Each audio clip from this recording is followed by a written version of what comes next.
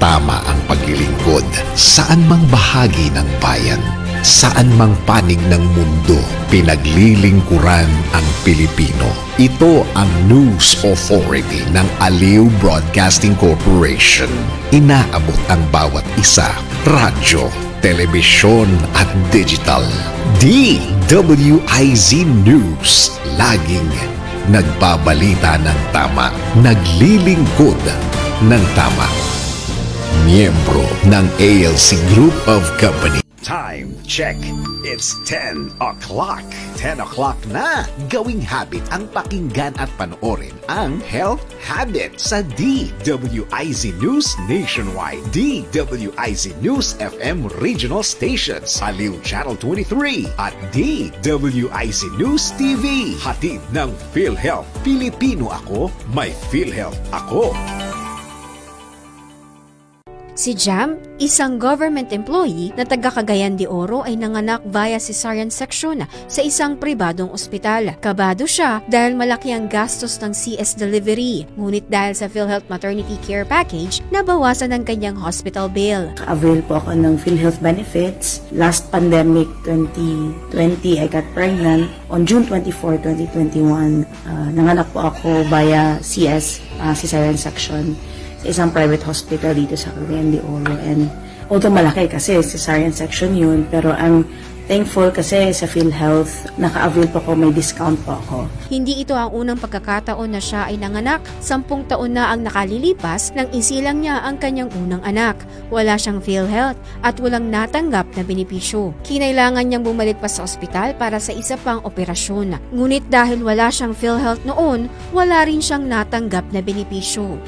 Compared to my first born 10 years ago, na job order pa lang ako noon, tapos wala pa akong PhilHealth. Mga 20s pa kasi ako, fresh from bago pa lang, tapos job order. Wala akong PhilHealth, so hindi talaga ako naka-avail. Tapos after nung CS rin ako noon, tapos after noon, bumalik ko ng hospital kasi may another operation. So wala talagang PhilHealth kasi parang kailangan 9 months member ka, tas paying member ka. So, hindi pwede mag-backtrack. Sakop ng PhilHealth Maternity Care Package ang normal delivery at cesarean section, prenatal at postnatal care, newborn care services, at iba pang mahalagang benepisyo. Madaling maka-avail ng maternity care package. Siguraduhin lamang na ikaw ay miyembro ng PhilHealth at accredited ang facility at doktor. Sa PhilHealth Maternity Care Package, mas siguradong ligtas ang panganganak. Sa patuloy na pagbuti ng mga benepisyo, layo ng PhilHealth na alagaan ang kalusugan ng bawat Pilipino. Sa Universal Healthcare,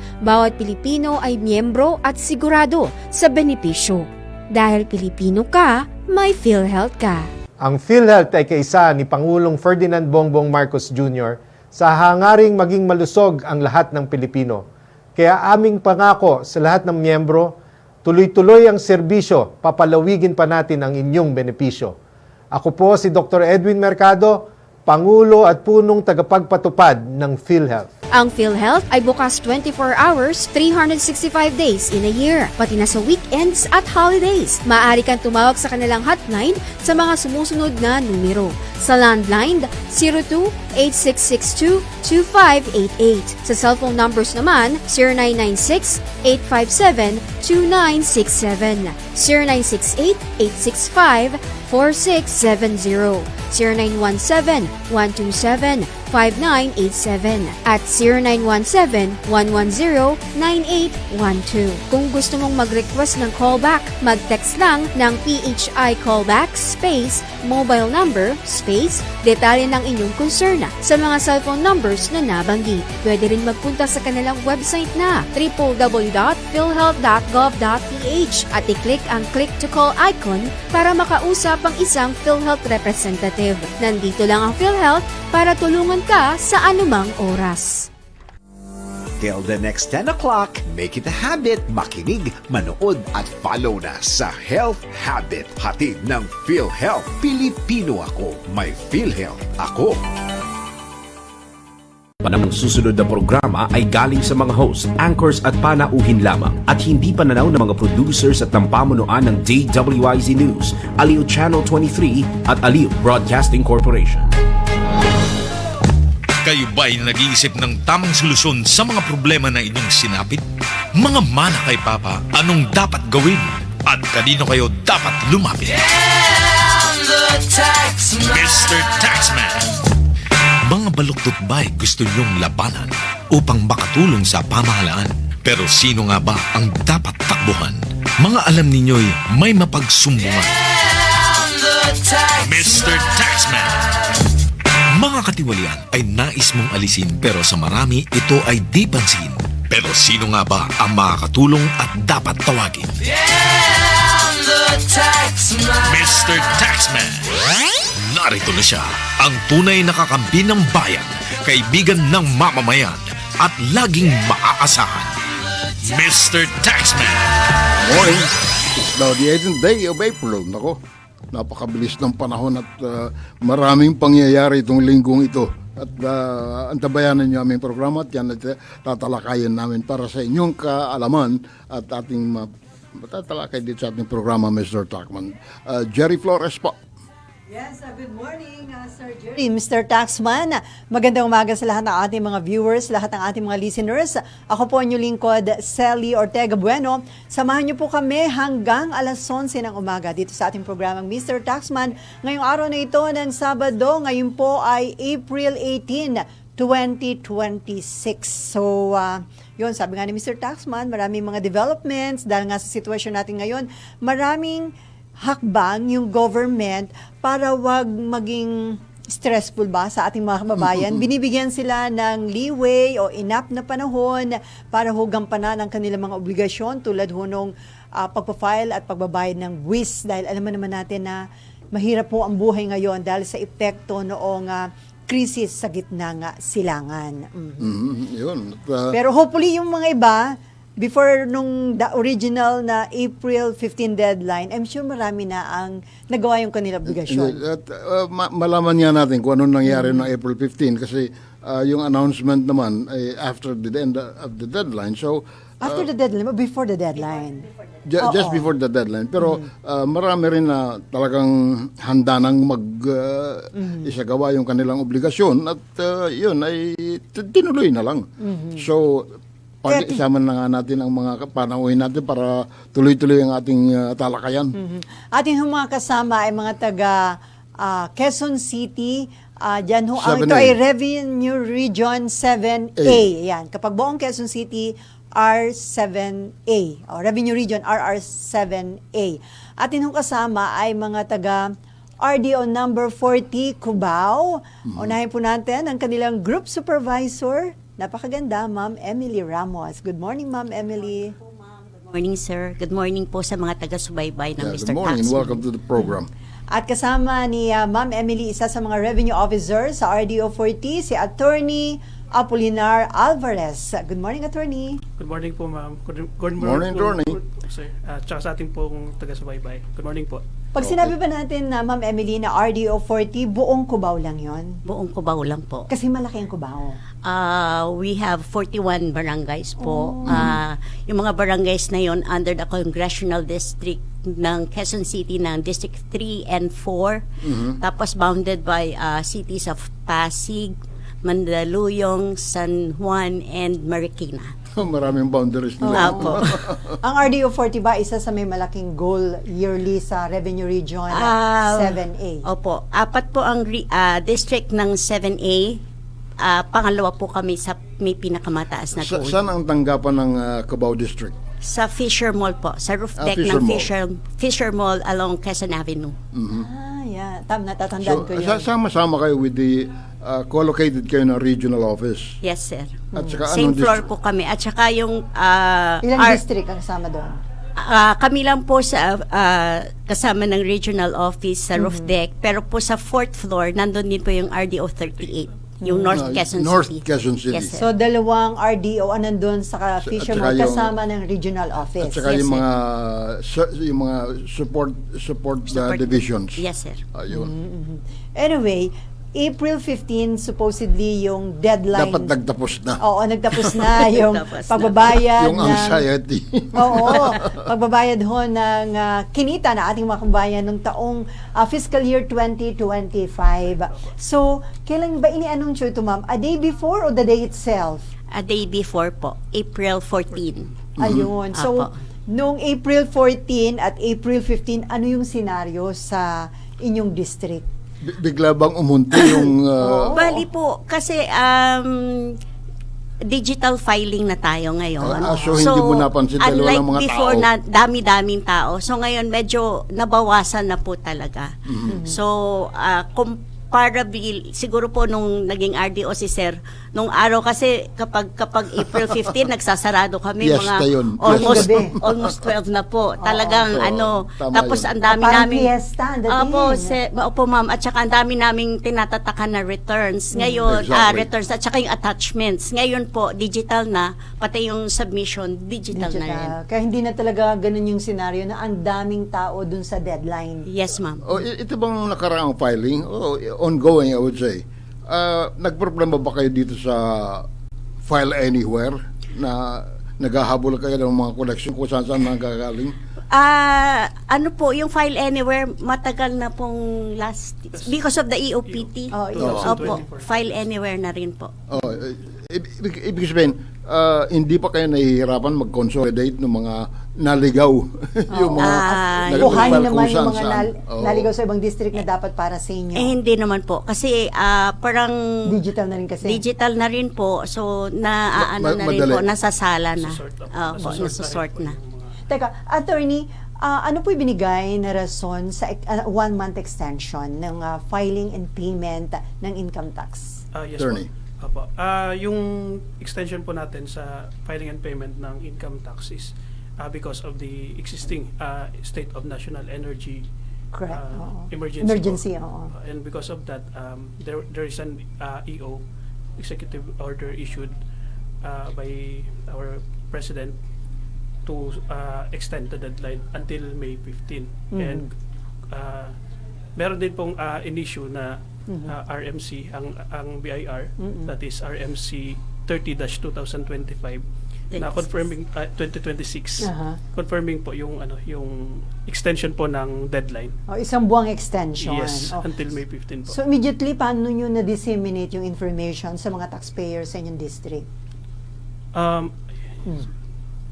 Yes po. Aside from the publication po nung RMC natin, tumawag din po tayo sa ating mga taxpayers na extended po yung deadline. Ano bang naging Actually po, scenario bago magtapos? Meaning April 15. Ano bang scenario dun sa filing and payment? Ano bang napansin ninyo? Ano naman po, usual po, hindi naman ganoon karami kasi nga medyo educated na po ang mga taxpayers natin. Nag-aantay ng deadline. Hindi na po sila masyadong nag-aantay ng deadline. Lalo naman po kung wala naman silang babayaran, they only have to file. So, yung mga medyo nagdidili-dali, yun po yung may mga babayaran po siguro. Pero di ba may isang form na dahil hindi pa available sa website ninyo, nagbinigyan nyo ng option na gamitin yung luma o kaya pumunta ng opisina para magmano-mano. Ito yung para sa micro at saka small So ano nangyari doon? Ano nangyari? Karamihan ba? Ano naging option nila? Gamitin yung luma o pumunta sa office nyo para doon sa mano-mano na form? Ma'am, parang karamihan po ginamit yung luma. Kasi so mas nag-online madali pa rin. po. Kasi kapag yung Naninibago pa sa form. isusulat nila isa-isa, medyo matagal. Reduced pa din. Ay, mga bata naman na po ang mga accountants natin ngayon. So, mas gusto nila yung online filing. Tama po. At saka po yung naitanong ni Sir kanina na yung paano nalaman ng taxpayers na na-extend yung deadline. Because of social media, yung iba pong taxpayer mas una pag nakaalam. Hindi alam mo. So ngayon, bilis na ng Kasi nasa ground po pag-disseminate. kami, Oo. so hindi na, nandun kami nagtatataka, yung biglang masasabi na lang ng Pero mga mayroon nasa- ding mga taxpayers na talagang nag-personal na nagpunta, nag-file ng bagong form. Pero kayo, ginamit nyo din yung social media para ma-disseminate yung information. Tama, attorney? Opo, yes po. Meron naman po tayong Facebook Facebook. account, ang RDO40. para po makapagbigay ng information sa ating mga taxpayers po. So ngayon hindi na ganun ka kumbaga, hindi na problema yung pag-disseminate ng information. Kasi sabi nga kanina ni Ma'am Emily, minsan nauna pa yung mga taxpayers na mag-post sa kanilang mga social media. Kasi po, because of yung mga Instagram, mga natin, social media, so naipopost na agad ng mga big news agency, yung yan, mga bagong mainstream, opo. Kaya mabilis Kaya mabilis ma-disseminate. Pero syempre, meron din po kaming way of disseminating yung mga information. When we speak of Cubao, gaano ba karami ang taxpayers na inaalagaan natin? Bali po, as of March 31, we have active taxpayers of more than 50,000. Apo. Ano ito? Anong composition ito? May corporate po, may individual, at saka may NGAs. Yung tapos ang inaano namin, ang talagang tinututukan yung thumb taxpayers po, mga more than 1,500 taxpayers po 'yun. Yung collection po noon, 80% ng collection ng district. Yung bang, alam mo, classified ang ating mga taxpayers from micro to large in the district. Yung bang mga nasa classification ng large, nasa thumb program na lahat? Karamihan po. Kasi alam ko po, every year, nag-aano yun may mga list na ipinapadala. So, pwede pong madagdagan yung 1,500 plus. Pero hindi every automatic na kapag na-classify ka na large, kasama ka na sa TAM. Hindi po. Dapat po merong notice ang BIR na kasama na po kayo sa TAMP program. So, hindi basta, sino nagka-classify nito? Binibigyan po kami ng list ng National Office based on previous year's collection. Tapos, doon po, sasalain. Tapos, magre-recommend po kami sa National Office. Tapos, titignan ng National Office, palitan po. Tapos, may time frame kami para ma-finalize, ma-formalize yung list po. Anong mangyayari ngayon dahil na-extend nga ng May 15 yung deadline? Di ba nung April 15, 2 Saturdays before April 15, nag-open ang BIR ng Sabado, pati yung mga accredited banks. Mangyayari ba uli yun o hindi na? Yung sa banks po, wala pa kasing bank bulletin. Pero kami po, tuloy po yung Saturdays. Yung 2 Saturdays before May 15. Yes. Paano ngayon nag-extend? Tuloy pa rin ba ang mga Saturday offices na magbubukas? Yes po. For BIR offices po, bukas po tayo every Saturday para i-assist po yung mga taxpayers nating mag-file ng 2025 ITR po. Ito maganda. Dahil nga sa extension natin ng filing and payment, hindi pa matutuloy yung no Friday work ang bureau. So tuloy-tuloy pa rin. Paano nyo ina-address itong sitwasyon na ito? Bali po, may work from home pa rin kami, pero may skeleton force po kami. So tuloy po yung pag-a-assist natin para hindi ma-disrupt yung operations. So kahit na 4-day work week yung Friday, may mga tao pa rin sa opisina ng BIR. Skeletal force na lang. Yes po, hindi lang po in full force. Ano to? You go on rotation, parang gano'n? Yes, sir. Kasi tuloy-tuloy ito indefinite ba yun? Hanggang kailan iiral itong 4-day work week sa executive? As for now po, tuloy-tuloy po siya ngayon. Pero until further announcement. Na hindi naman ito problema kasi nagagampanan yung trabaho ninyo kahit nasa bahay kasi nga karamihan online transaction, kahit ng ating mga taxpayers, online na rin yung transaction. Ano na lang ba yung natitirang manual transaction sa BIR? Meron pa ba o wala na? Sa ONET, lahat sa ano na rin, online. Opo, sa ONET po online na lang po except yung estate tax kasi for now inaayos pa po yung system pag-integrate ng estate tax to become online po. Yun na lang po sa ngayon po ang ano. Okay. Itong nakaraan, mayroong napakahalagang move na ginawa ang BIR at ito sinuspende yung excise tax on certain petroleum products. Revenue Regulations 3-2026. Paliwanag mo nga ito. Pero hindi sa petrolyo ang excise tax suspension. Sa ano lang, LPG at kerosene. Hindi pa kasama ang crudo. Yun na, kaya gusto ko ipaliwanag kasi baka ma-misinterpret ng ating mga alam mo na, natatandaan mo nung nung interest, nagka-problema dahil ang social media na blow up yung issue, hindi naman pala ganun. So, ano ba ang tama? Ano ang nasasaklaw ng Revenue Regulations 3-2026? Yes po.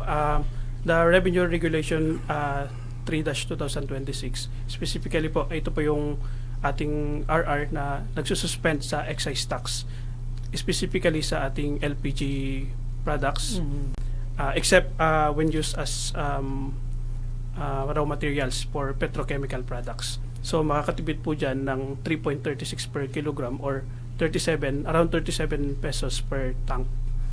And for kerosene po, meron din pong suspension ng excise tax na around 5.65 per liter. Yun po ang matitipid natin. Ito bang suspension na ito hanggang kailan ito?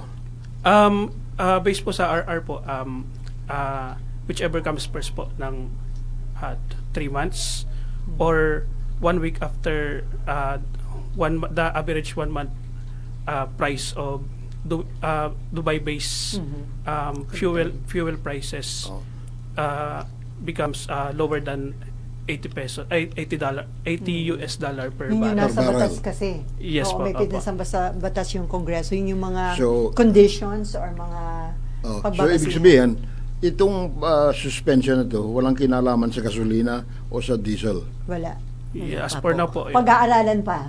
Pag-aaralan pa yata kung Yun yung gusto susunod. natin linawin kasi akala nila natuloy na yung inaasahan ng lahat na isususpend yung excise tax on petroleum products. So hindi pa. For now, So, hindi pa. only on specific petroleum products like LPG at saka meron pa yata nakasamang Kerosene.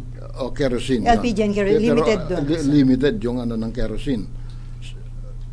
Di ba, Ano po, extent ng residential and household LPG and kerosene lang. so Or industrial hindi kasama. Hindi po. Yun ang limited ang yung exemption. So yung mga pambahay lang Opo. at saka yung mga lilit na restaurant na Opo. gumagamit ng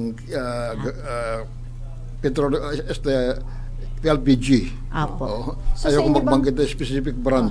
So sa inyong district, may effect ba yun? May magiging foregone revenue sa inyong inaasahang collection? Yung suspension ng excise tax doon sa dalawang produkto na yun? Sa specific revenue district po namin, wala Walang naman effect po. sa- Hindi mararamdaman ng mga Opo. district ito kasi ang tatamaan dito is large taxpayers. po. Kasi sila namamahala ng nag-administer ng excise tax provision on petroleum products. Okay. Anyway, so yan, sana din magtuloy-tuloy na yung magandang sitwasyon dahil bumaba this week ang diesel at gasoline. Next week may big time rollback uli. So sana magtuloy-tuloy na, di ba, Sana ma'am? nga po. Hindi, ang inaasahan makalusot na yung mga vessels with Philippine Registry or mga being manned by Filipino seafarers. Inopen na ng Iran yung Strait of Hormuz sa lahat Oh. for 10 days. Yun After 10 days, sana Pero, naman another ang sabi ni Secretary ng energy. hindi, Garin? wala pa raw silang namomonitor na nakalusot Pero may na announcement. Philippine Wala pa Philippine rin po. Registry. Kaya ito inaasahan natin na sana bilis nila para makalusot yung mga tankers natin na Philippine Registry or being manned by Filipino seafarers. Pero ito bang sitwasyon nito, Ma'am Emily or attorney, may napapansin ba kayong parang paglamya or okay naman yung inyong collection at pati yung mga new registrant meron or medyo matamlay? Siguro po affected yung collection namin kasi as of March 31 medyo down kami ng collection against goal. So may 2% under goal kami. Pero collection to collection as of previous year Lagpas at saka lang. ngayon, lagpas naman po. Yun ang mahalaga ron. Opo. Malagpasan na yung nakaraan. Opo. Pero in January, February, okay naman ang collection niyo? Basta po yung hanggang March, January, February, medyo okay po. Pero cumulatively, yung first quarter, medyo mababa po kami sa collection goal. Magkano ang goal nyo for the whole year? Parang Ilang bilyon? maraming bilyon po. Maraming bilyon na. Maraming bilyon. Multi-billionaire revenue. 70 billion? For this 37 billion po. 37. Last year magkano? Last year, usually po kasi nasa 30 mga na rin. less Nasa 20% 25. ang increase. Ang increase nyo Opo. this year. Opo. Anyways, 33, so 33 33 daw po. 33. Yung last year. So tumas kayo ng 3 billion kung Yes, 37 ngayon. around 4. around 4 Almost billion. Almost 4 billion. So malaking challenge ngayon. Sana maging okay na. Dahil sabi nga, Alam niyo mga districts lahat, mga bilyonaryo yan eh. oo, at ang buong BIR, trillionaire na. Oo. Tama ba? Opo. Anyway, so yan, inaasahan nyo na yun nga, May 15, kahit na marami na nakapag-file, nakapagbayad, tuloy-tuloy pa rin yung gagawin ninyo na parang kampanya na to remind them tungkol doon sa kanilang obligasyon. Yes, ma'am. Bukod po sa district, may tax assistance center kami sa national office. So, nandun Pero doon din, sa ano yun? Sa national- Fisher Mall. Hindi po, sa national office po. Oo. Meron din. So may tao ang inyong... Meron po, parang yung lahat po ng region sa Metro Manila, meron pong nagmamandon. So lahat ng district at region meron doon sa national Yung office? pong revenue regions within Metro Manila. Within Metro Apo. Manila. Meron sila ng Meron ano, pong doon, na may So tax tuloy-tuloy pa assistance rin yun center hanggang kami. May 15. Tuloy-tuloy pa rin po yun. Apo. Okay. Okay. Oh, Break time muna tayo. Oo, oras po natin 25 minutes after 10 o'clock in the morning. Magbabalik po ang inyong programang Mr. Taxman. Mr. Taxman.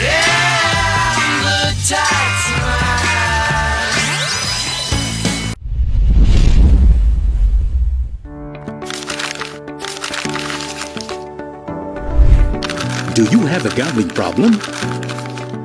To know more about PAGCOR's responsible gaming program, including its player exclusion program, visit www.pagcor.ph/regulatory/responsible.ph. A message of concern from the Philippine Amusement and Gaming Corporation. Mga lugar na pinuntahan ng ibang tao, mga produkto, serbisyo na rekomendado. Alamin sa Highly Recommended.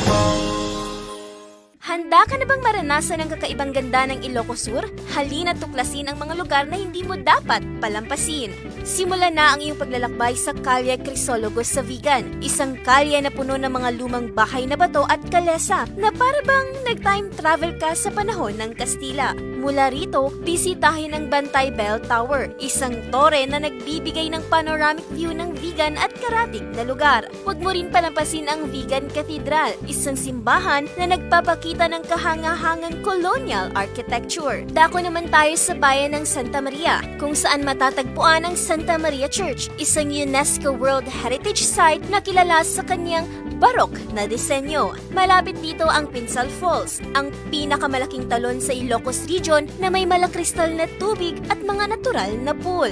Para naman sa mga mahilig sa nature, bisitahin ang Santiago Cove na may puting buhangin at malinaw na dagat. Perfect ito para sa swimming at relaxation. Kaya't ano pa ang hinihintay mo? Huwag palapasin ang pagkakataong maranasan ang natatanging kagandahan ng Ilocos Sur. At yan ang ating highly recommended. Nakaaway mo ba ang boss mo dahil sa isang bagay na work-related? May issue ka ba sa kumpanya na work-related at di mo alam paano i-handle? Kung problema mo ay work-related, kinig, nood at follow na sa DWIZ Work-Related. Kasama ang motivational speaker ng Pilipinas, si Lloyd Luna at ang kanyang mga expert na mga bisita sa DWIZ Sabado 3 p.m.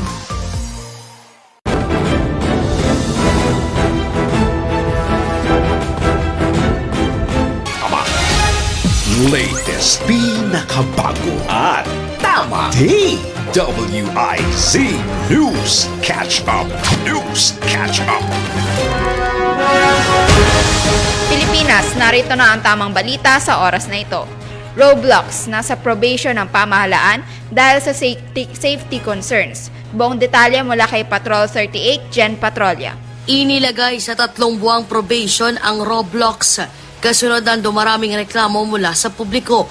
Ayon sa Cybercrime Investigation and Coordinating Center, mula 3 linggo ng Marso, nagkatanggap ang kanilang Cybercrime Complaint Center ng mahigit 30 email, 20 mensahe sa Facebook at isang personal na reklamo mula sa isang minor de edad na gumagamit ng Roblox. Nakipag-ugnayan na rin ang CICC sa Department of Information and Communications Technology sa Roblox upang ayusin ang safety features nito alinsunod sa batas ng Pilipinas. Paiigtingin naman ang monitoring upang maprotektahan ang kabataan laban sa online exploitation.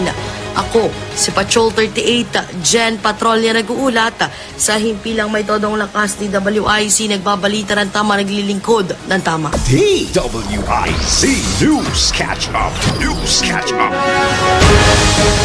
At yan ang tamang balita sa oras na ito. Mag-follow at subscribe sa lahat ng DWIZ News digital accounts. Facebook, Instagram, YouTube, TikTok, X, DWIZ News app at DWIZ News website. Ako po si Rhea Nantikina, nagbabalita ng tama, naglilingkod ng tama. Oras-oras nagbabalita ng tama, naglilingkod ng tama. DWIZ News Catch Up. News Catch Up. Ang balitang ito ay inihatid sa inyo ng Bingo Plus. Bingo sa saya, plus sa panalo. Gaming is for 21 years old and above only. Game responsibly, keep it fun. Mr. Taxman.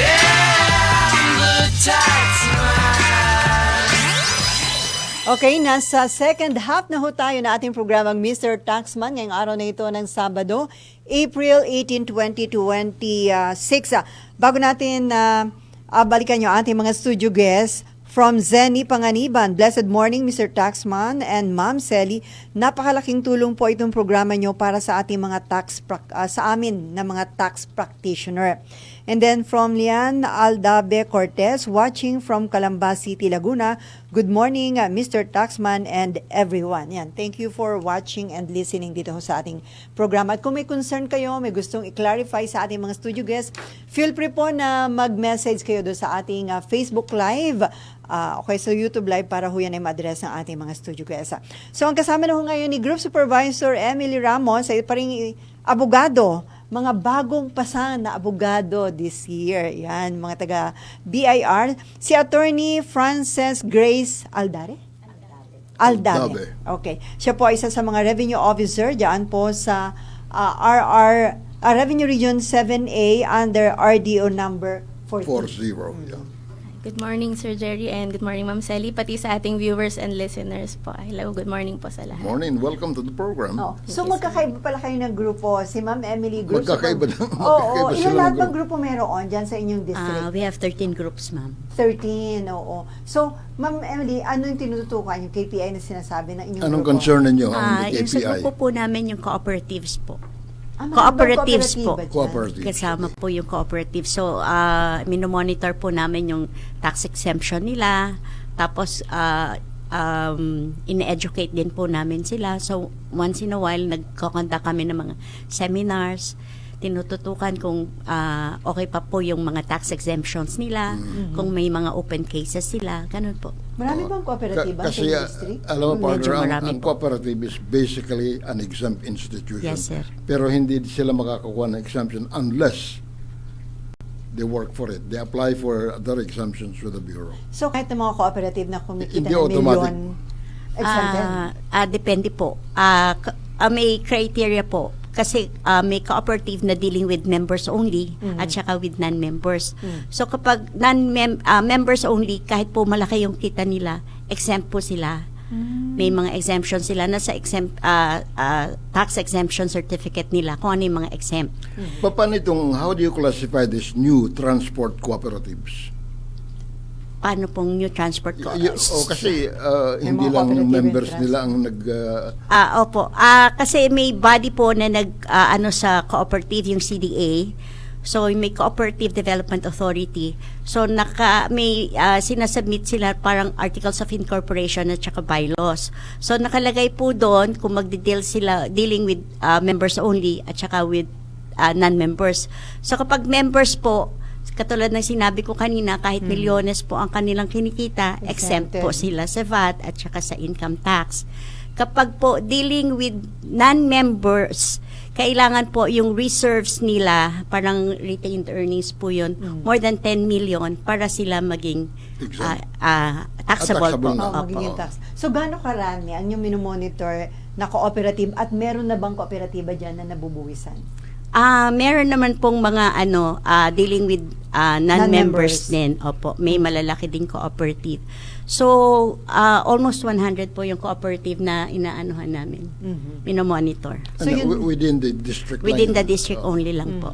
Opo. So, yun lang ma'am ang inyong tinututukan ng inyong grupo? Opo. Ay, dito kay Attorney Aldave. Under po sa group ko, kay Group Supervisor Mary Grace Gutierrez po. Ang aming program naman po is the Taxpayer Awareness Program, the TAP po. So kami po yung... Kaya pala nasa frontline pagdating sa filing. Kami po ang in charge sa pagmamanage, especially now, social media accounts po. The Facebook, we also have YouTube, and then nagkaroon na po din kami ng TikTok account. So kailangan na natin... Dati kinapawalan yata kayo sa TikTok, di ba? po ang TikTok. Oo, so ngayon pwede na. Meron Nabanggit mo nga pala, kasi nagkaroon na ng collaboration ng BIR at saka TikTok, no?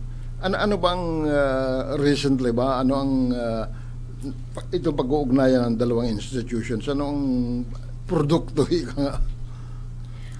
So for the TikTok po, syempre more on digitalization na po tayo. Marami na ring transaction sa TikTok. Bukod dun sa pagkakaroon ng wide reach ng audience ni TikTok, kung aware po kayo, meron na rin tayong mga TikTok shops. Like, para po siyang Shopee or Lazada.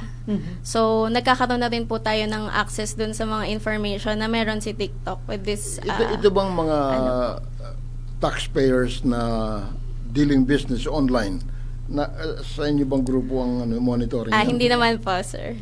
Pero yun po, kagaya ni Shopee, si Lazada, nagre-require. Dati kasi hindi naman natin na monitor mabuti.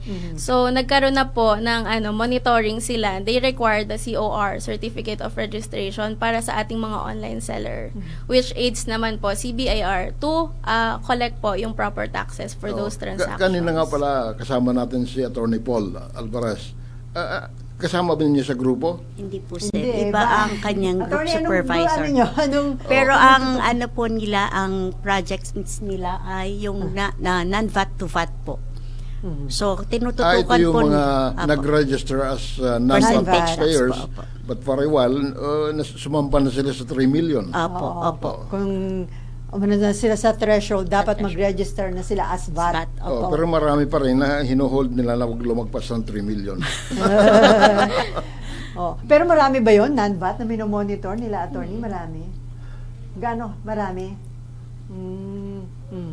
Pero, mabilis bang i-monitor yung mga non-VAT para malaman nila na, lumampas na sila sa threshold? Alam mo itong mga non-VAT, karamihan dito nasa micro, nasa small at saka medium. Kapag umasenso na yung kanilang negosyo, pwedeng hindi na sila classified as non-VAT, di ba, attorney?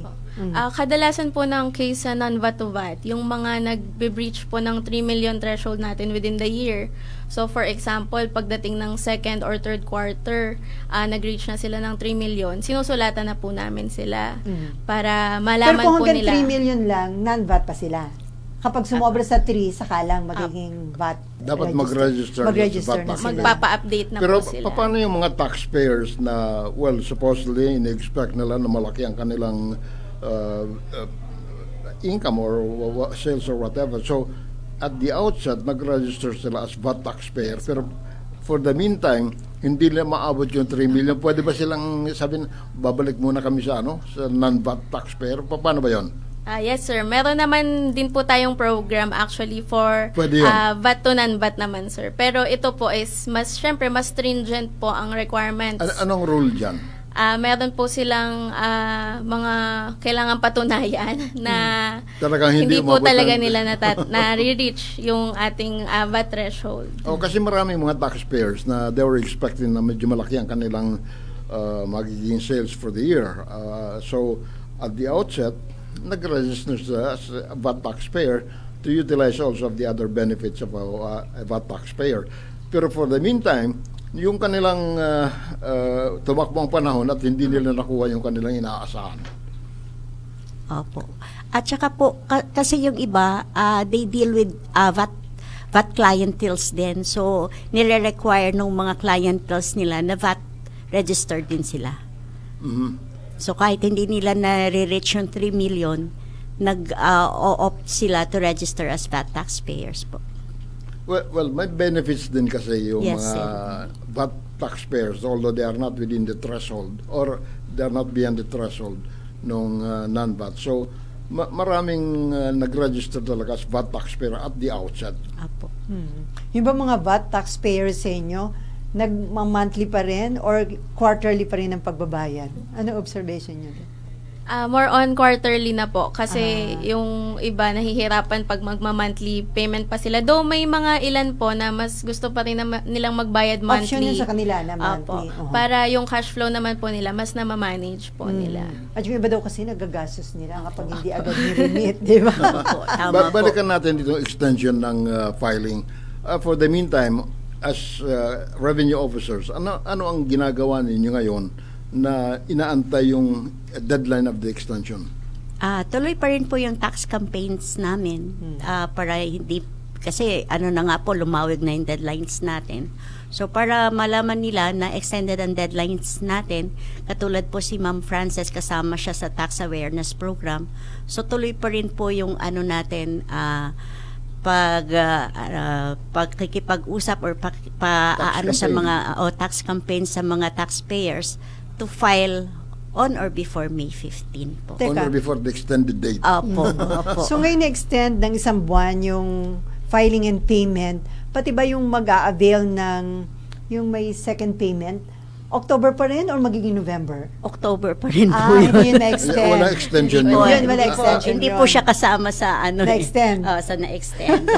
Kung ano lang po yung nasusulat, yun lang po muna. At yung mag-a-avail ng second payment, yung first payment dapat 50%. 50% Hindi po. pwedeng less than Hindi 50%. po. Hindi po.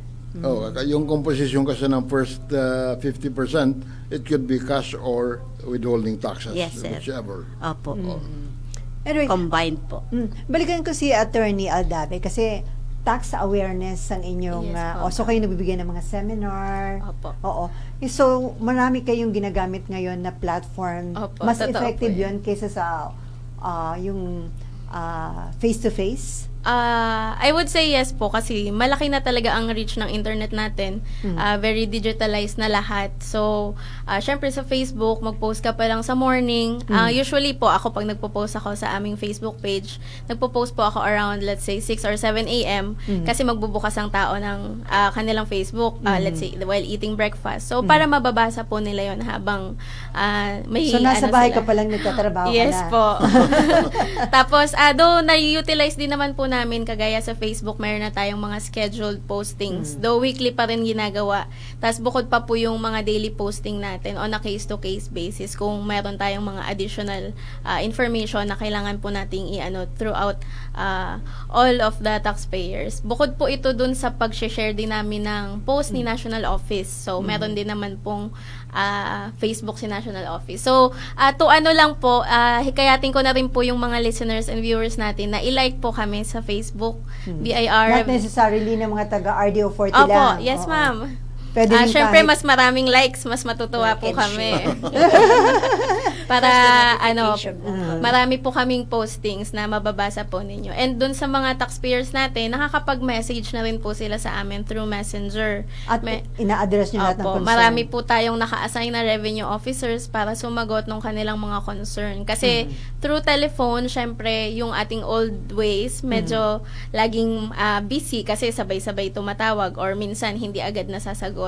So, mas maganda sa online na tayo, mabilis na po ang ating inquiry. Paano yung ginagamit yung TikTok? sa inyong tax awareness? For the TikTok po, nagpo-post po tayo ng mga video reminders. So, nagko-customize pa tayo ng mga video reminders po. Sino kayo mismo yung nando sa video? Sa amin po, sa ngayon wala pa naman po. Pero kung may nakita po kayo sa ibang district, marami na rin pong gumawa ng TikTok videos Kasi na kasama sila. Aliw na aliw sa TikTok, di ba? So, isa rin sa magiging effective na medium sa tingin ninyo yung TikTok. Yes po. Para i-promote ko ano yung program, yung mga reminder ng deadlines. So ngayon, for now, wala pa kayong ganung, anong video lang? Mga tax reminders po. Tax reminders lang. Pero hindi po kami kasali. Bawal ba? Pwede naman po, ma'am. Nahihiya lang po. So, kung eventually, maraming mag-followers, pwede nyo po pagkakitaan ba yun? O hindi pwede? Ayan ang hindi ko po masasagot, ma'am. Kasi yung mga... Kasi dami kumikita sa... yung mga TikTokers nila, kumikita nga raw Anyway, from Lian Aldabe Cortez, good morning to our very own CPA lawyer, Attorney Ces Cruz Aldabe. Thank you po. Good morning po, ate. Anyway, so ano pa ngayon yung mga particular sa inyong district? Ano yung mga pinatutukan ninyong? Sino ba inyong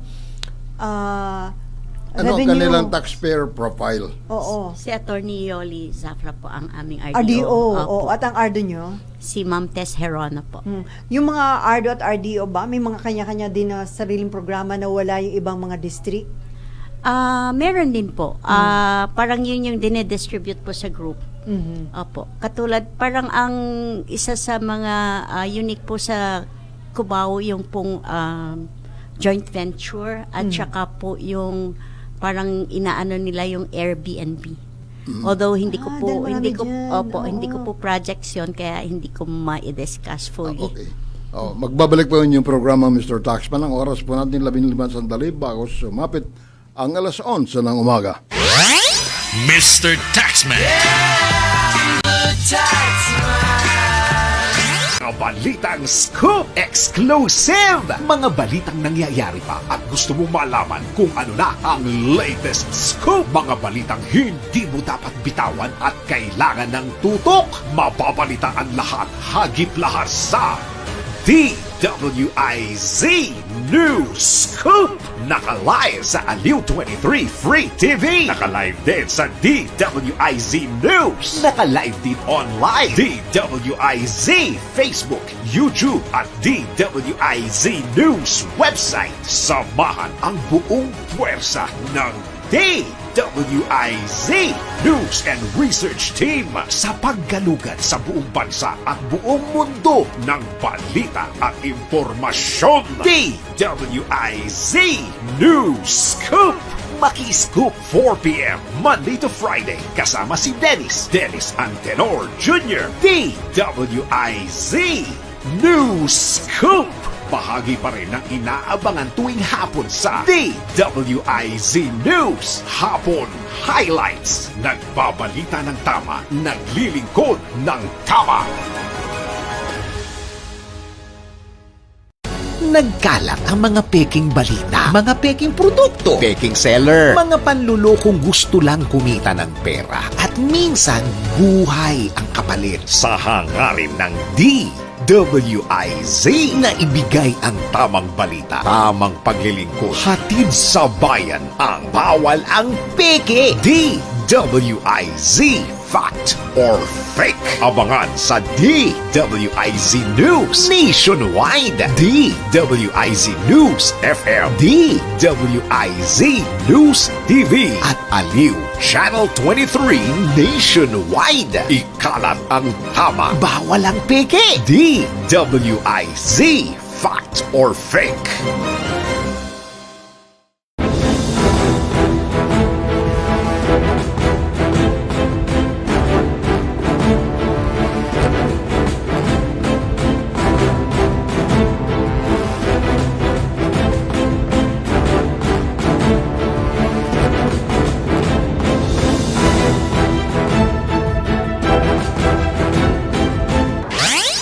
Mr. Taxman.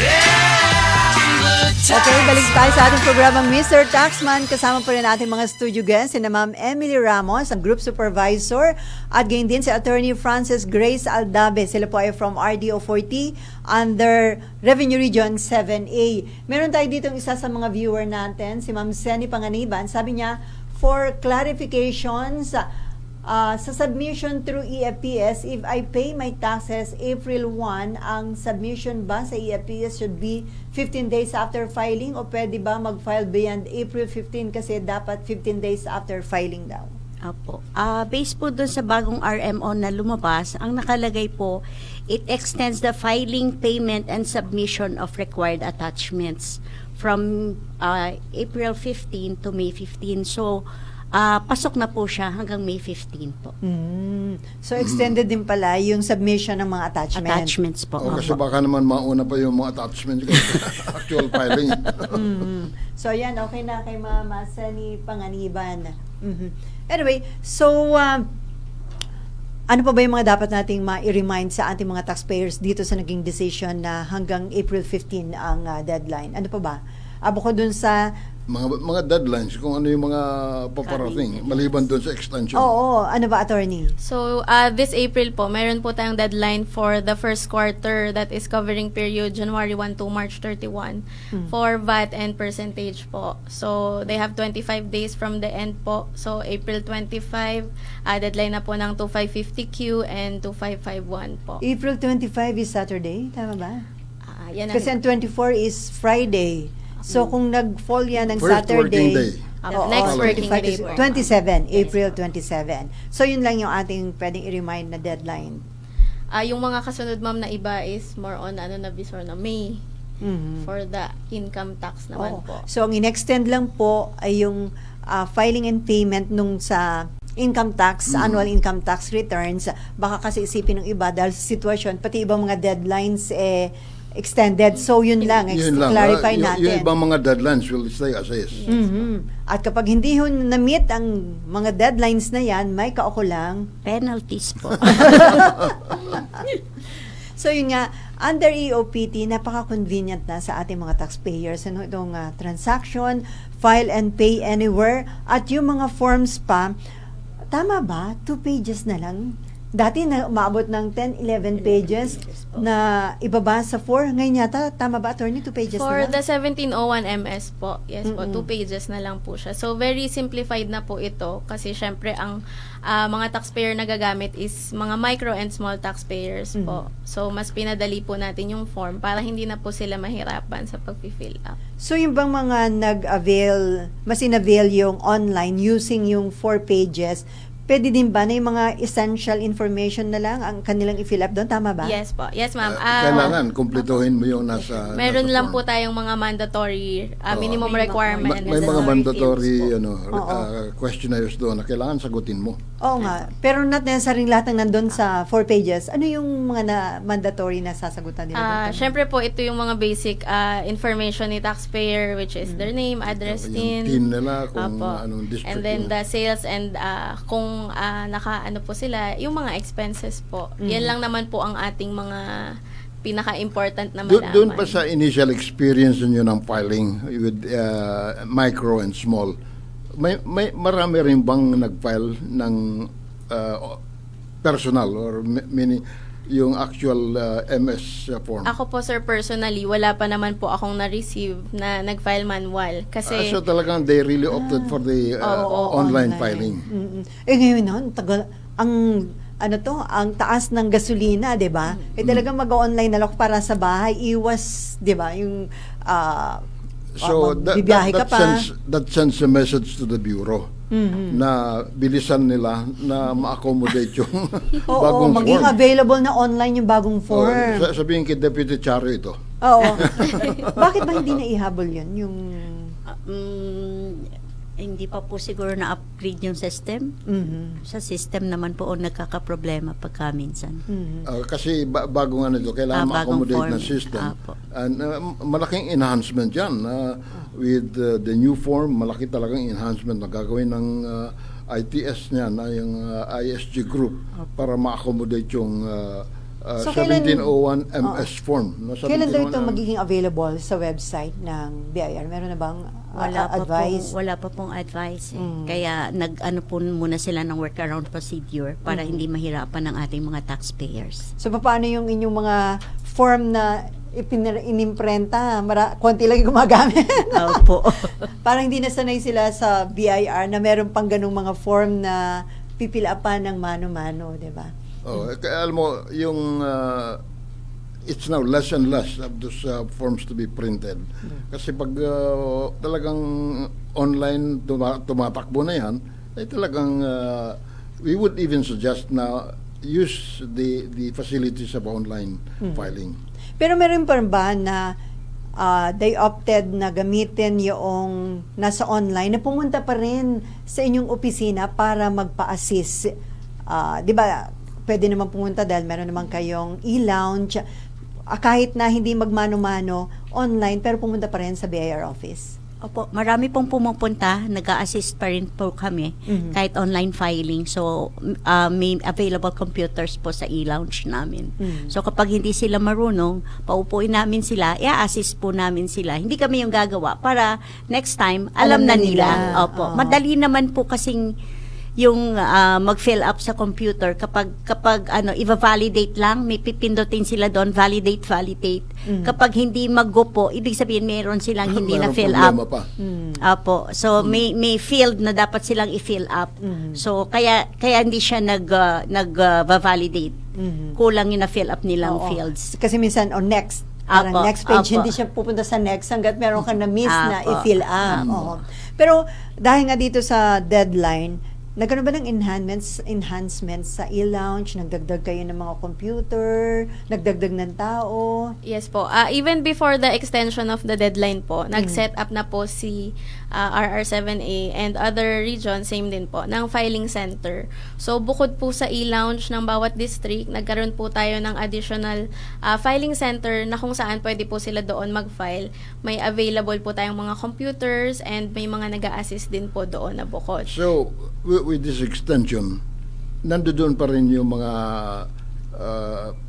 tulungan center na tinatawag ninyo. Yes, sir. Opo, sir. Sa ngayon, nandoon pa rin. Other than the filing center, sir, meron pa tayong assistance help desk. So, yan po yung madadaanan nila So, pagpasok tuloy-tuloy pa rin. lang. Opo. So, yung mga taxpayers na talagang nangangailangan ng tulong, kasi hindi naman lahat ng taxpayer, sabi niya, tech-savvy, hindi talaga lahat lahat ganun. techie. So, maraming taxpayers na nangangailangan ng tulong at dapat tulungan talaga para makapag-comply sila ng requirement ng Bureau. Okay, balikan ko lang si Attorney Aldabe, di ba, tax awareness. Yung mga new registrants sa inyong district, immediately binibigyan nyo ba ng parang seminar para alam nila ano yung kanilang mga obligasyon? Yes, ma'am. For the new business registrants po, meron po tayong weekly na seminar para sa kanila every Wednesday, 10 a.m. po. So, ito ay conducted either face-to-face kung nasa office na po sila that time, or kung wala naman po, meron tayong Zoom. So, sabay po yung ginagawa. So, yun po. Actively nagpa-participate yung mga new business registrants? Marami naman po na talagang kahit yung mga hindi po new business registrants, pag gusto lang na mas lumalim pa po yung kaalaman, ini-encourage din po namin sila mag-attend. Pero may instances ba na may mga industry na nagre-request, lalo na siguro kung may bagong batas, bagong revenue regulations, so gusto nilang maintindihan, nagre-request sila ng seminar? Yes po, ma'am. May mga natatanggap po kaming letters. Marami po minsan sa private companies, tapos kahit government, mga government offices, nagre-request din po sila sa amin. Nito lang recently, nag-conduct po kami ng seminar sa Quirino Memorial Medical Center for mga JO and COS kasi nalalapit nga po yung filing. So kayo mismo pumupunta? Yes, ma'am. Apo. So anong proseso? Susulat sila para mag-request? Yes, ma'am. Pwede po silang sumulat address to our RDO kung under po sila ng jurisdiction namin. Then, we will coordinate po agad para ma-comply namin kung ano yung date na available sila. Yes po. Pero wala naman kayong parang target na ganito dapat yung bilang ng participants bago nyo pagbigyan yung request? Wala naman kahit po. Kahit konti lang sila? Opo. Yes, ma'am. Kasi di ba? Ibig sabihin, hindi namimili ng crowd. Oo, at saka yung ma-appreciate ninyo yung ganong interest nila na malaman. Yes po. Oo, ma-inform We sila. are all for naman po, information dissemination. Kasi, Ma'am Emily, di ba, malaking tulong para sa compliance ng taxpayers kung well-informed sila. Opo, ma'am. Kasi minsan may pupunta sa office, magre-retire ng business, tapos nagre-reklamo, ba't ang dami kong dapat isettle? Kasi hindi daw nila po alam, nagsarado na sila, without knowing na dapat kapag nagsarado sila, tumatakbo ang metro. Opo.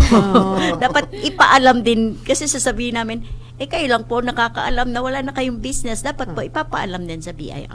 Na yun yung trabaho nila sa tax awareness na inform sila, nag-open kayo ng business, pero kapag magsasara kayo, kinakailangan nyo pa rin i-inform or may form kayo na dapat i-fill up. Yun, talagang kinakailangan, alam nila yun, ang kanilang obligasyon. Hindi lang yung pagbubukas ng negosyo, kundi yung pati Sa pagsasara. O kaya pati paglipat, tama ba? Teka muna, bago tayo magtapos, meron lang tayong isang sandali. Baka meron pa kayong nais ipaabot sa mga taxpayers before we leave? Ayun po, ipapaalala lang po namin, lumawig na po yung deadline natin ng filing ng income tax return. So hanggang May 15 po ang deadline natin. One more time, yung Revenue Regulations 3-2026 po. So filing, payment, and submission of attachments, May 15 na po ang deadline. Okay. At huwag na ho kayong masaya na may another round of extension yan. Pinagbigyan lang po ng government dahil sa ating sitwasyon ngayon. At binigyan ng pagkakataon yung mga households at saka yung maliliit na negosyo. Yes. Yun. So on that note, bye-bye time na eh. Wala tayong masyadong panahon. At unang-una nais natin pasalamatan ang ating mga naging panauhin dito sa ating programa, Mr. Taxman. Unang-una na, Group Supervisor Emily Ramos. Thank you at po. At kanina, si Attorney Paul Alvarez, Revenue Officer. At ngayon, nandito si Attorney Frances Grace Aldabe. Mga batang abogado sa BIR. At kukumustahin ko na rin yung inyong RDO, si Yoli. Si Ma'am Yoli po. Makakarating po. And of course, yung bagong director niya, si Eric Gesto, at yung bagong assistant, Cynthia Lobo. Yun, maraming salamat. Of course, sa ating mga taga-subaybay. Marami pong salamat sa inyong pagsubaybay sa ating programa, Mr. Taxman. Babalik po tayo sa next Saturday sa pagtatanghal na ating programa, Mr. Taxman. Jerry Flores po. Bati ko muna na happy birthday si Fritz Silim, ang magandang Media Relation Officer ni Senator Jinggoy Estrada. Ako po yung magbabalik mamaya 12 to 12:30 IC Balita Nationwide at 2 to 3 in the afternoon sa ating programang Usapang Senado. Ako po ang inyong lingkod, Sally Ortega Bueno. Antabayan ninyo na si Attorney Lorna Kapunan at Sir Jimmy Regalario sa kanilang programa. Laban para sa karapatan. Bye! Sumainyo ang programang Mr. Taxman. Programang tapat na maglingkod sa bayan. Hanggang sa susunod na Sabado, alas 10 hanggang alas 11 ng umaga, muli tayong magsama-sama sa programang Mr. Taxman. On air, online.